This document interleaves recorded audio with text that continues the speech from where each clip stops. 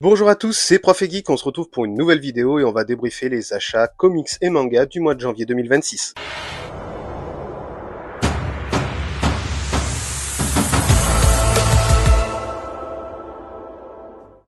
Pas mal d'achats à débriefer avec un petit peu de comics et beaucoup de mangas, mais on va commencer par la partie comics. On démarre immédiatement avec Wolfman, la première intégrale parue chez Delcourt dans l'univers d'Invincible. Alors au moment où je tourne, l'intégrale numéro 2 vient de sortir ou va sortir, et je me suis décidé à l'acheter parce que j'ai acheté toutes les intégrales d'Invincible, tout le monde dit que c'est très bien, et je n'ai toujours pas commencé. Oui, je sais, j'abuse un petit peu. D'ailleurs, je pense bientôt refaire une vidéo où vous choisirez ma prochaine lecture, et il y a des chances que je vous mette l'intégrale numéro 1 d'Invincible dedans, mais d'autres titres comics également. En tout cas, restez sur la chaîne et activez la cloche, puisque bientôt vous pourrez faire ce choix-là. On enchaîne avec le titre Geiger, le numéro 3, The Unnamed Geiger, l'univers de Geoff Johns qui est apocalyptique, avec un homme qui a été bombardé au nucléaire et qui est devenu Geiger, le justicier.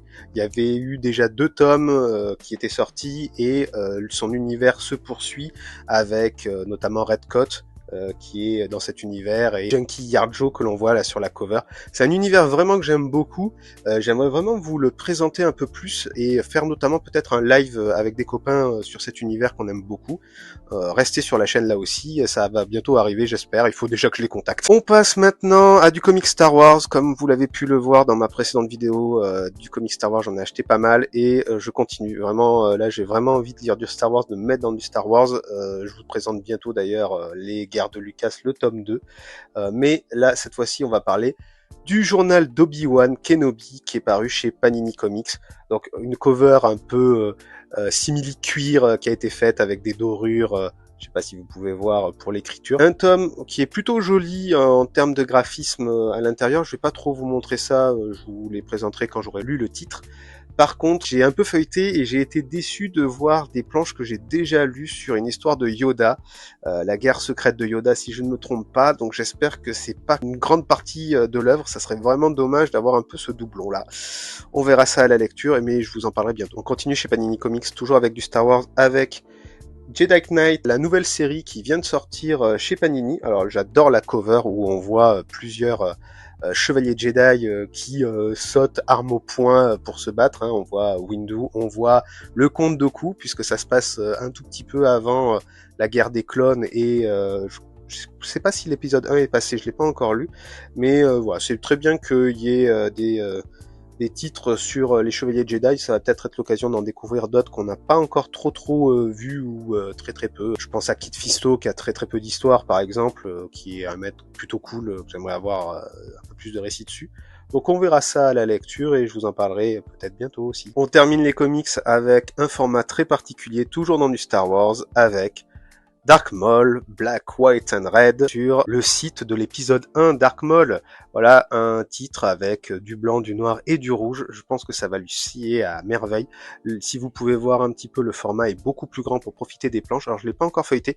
Il y a également un titre identique dans le même format avec les mêmes couleurs sur Vador, que j'ai commandé et que j'achèterai bientôt, que je pourrais vous présenter, peut-être faire un comparatif des deux, ça pourrait être pas mal. On voit de plus en plus voilà, ce format blanc, noir et rouge. Harley Quinn l'a pu l'avoir, Wolverine aussi, il me semble, chez Marvel. C'est plutôt intéressant un petit peu. Je suis pas fan du noir et blanc d'habitude sur les comics, mais là, ça apporte une expérience, donc on va voir. Et en plus, pour une fois, c'est de l'inédit en termes d'histoire. Donc je suis assez content de pouvoir le lire bientôt. On enchaîne maintenant avec la partie manga. Un titre qui fait suite à une série que je vous ai déjà présentée sur la chaîne, je vous mets le lien, là vous allez la voir à l'écran. Il s'agit de la suite d'Hubelblatt, le tome 3 de la partie 2. Ça s'appelle Hubelblatt 2, où on voit Coinzel qui est dans une mauvaise posture, dans un pays un peu reculé, et voilà, c'est la guerre, les armées du roi défunt Glenn viennent prendre la ville dans laquelle il se trouve, et il est en très mauvaise posture, ça va mal se passer peut-être pour lui. Je l'ai lu, j'attends la suite avec impatience, ça c'est fini, là je veux absolument le prochain. Malheureusement, il va y avoir à mon avis à peu près 6 mois de délai avant l'arrivée du prochain. J'espère que ça va arriver un peu plus tôt. Kiyun, si vous passez par là, donnez-nous une date, ça serait top. Dans ma précédente vidéo, je vous ai parlé d'un titre maudit en manga. Il s'agit de Beat the Vandal Buster, un titre qui a survécu je ne sais comment. Hein. Si vous n'avez pas vu la vidéo, allez la voir tout de suite, elle est quali. Là, on a le tome 15 qui vient de sortir. Donc, on a le jeune Beat, oui, je sais, le nom, ça prête à confusion. Donc, le jeune héros, on va dire ça comme ça, qui retrouve une de ses connaissances que l'on peut voir là sur la cover. Donc, qu'est-ce qui va se passer ? J'adore cette série. Moi, je suis très très fan de l'Heroic Fantasy. Hein, vous devez le savoir maintenant depuis le temps, mais bon, c'est un titre qui vraiment, il est un peu sous-estimé, notamment à cause de sa parution chaotique. Et j'espère qu'il aura vraiment une seconde chance. Dites-moi si vous voulez être procuré, si vous l'avez déjà lu et si vous avez lu ce tome-là. On parlait des titres maudits. En voilà un autre qui a failli connaître l'annulation. Il s'agit d'Ikusanoko, qui est chez Mangetsu. Voilà, le tome 12 qui avait mis un long moment à paraître puisque il y a eu une pause dans la parution, ils étaient pas très satisfaits des ventes apparemment et du coup il avait été un peu mis de côté ou ils ont priorisé peut-être d'autres mangas, je sais pas trop. C'est un peu dommage puisque bon moi c'est Tetsuhara, hein, l'auteur de Ken et dessinateur de Ken pardon qui l'a fait hein, d'ailleurs si vous regardez un petit peu la jaquette, on voit clairement le visage de Ken le survivant, et moi je suis très très fan. Voilà, c'est l'histoire d'Oda Nobunaga qui va conquérir le Japon, et là on est dans sa jeunesse. Alors ça met un peu de temps, j'avoue aussi, à se lancer. On est déjà au tome 12, et on découvre enfin un peu le vrai personnage.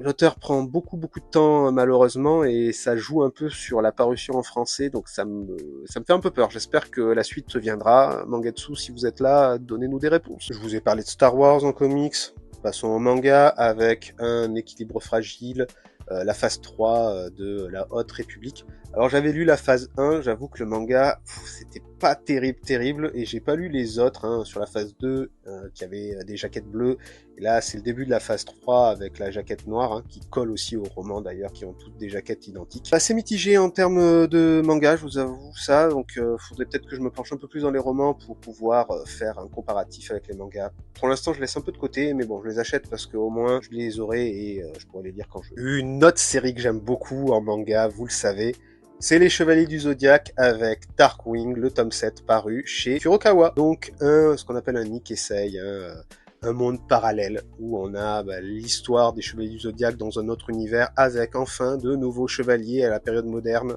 C'est bon, merci Lost Canvas d'avoir recyclé des personnages. Là on a des nouveautés.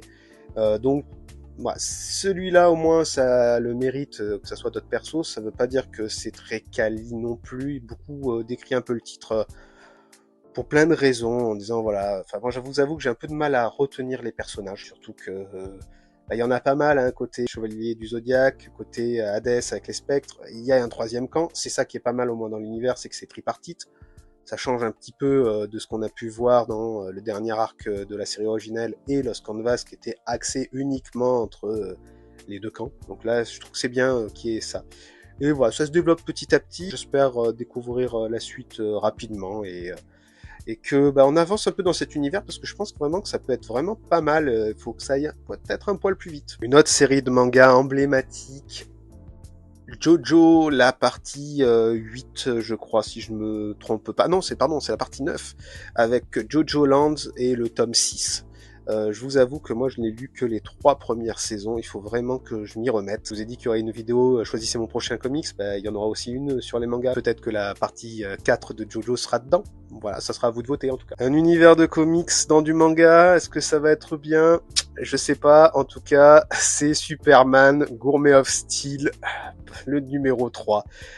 Oui, on avait rigolé de ce titre dans un live avec le poteau Oldman Geek. Et quand les deux premiers numéros étaient sortis, je les avais achetés. Je les ai toujours pas lus. Là, j'ai le tome 3 parce que voilà, je veux pas laisser passer parce qu'à mon avis, il va pas y avoir un gros tirage. Il faudrait pas que ça me passe sous le nez. Hein. Ça serait très dramatique.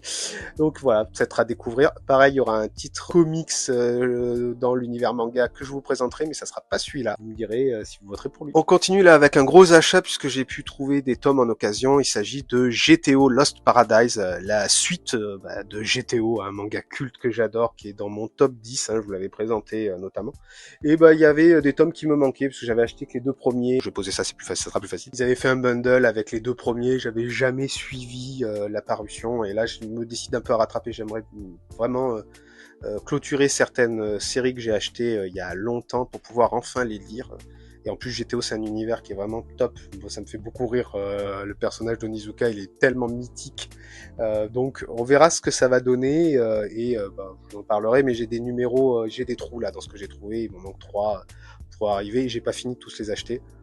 Ça sera dans les prochains achats à venir cette année, sûrement. Et grâce à un ami, en fait, il a négocié quand j'ai acheté ces mangas-là d'occasion, et il a entourloupé le vendeur pour qu'il m'offre quelque chose, un manga.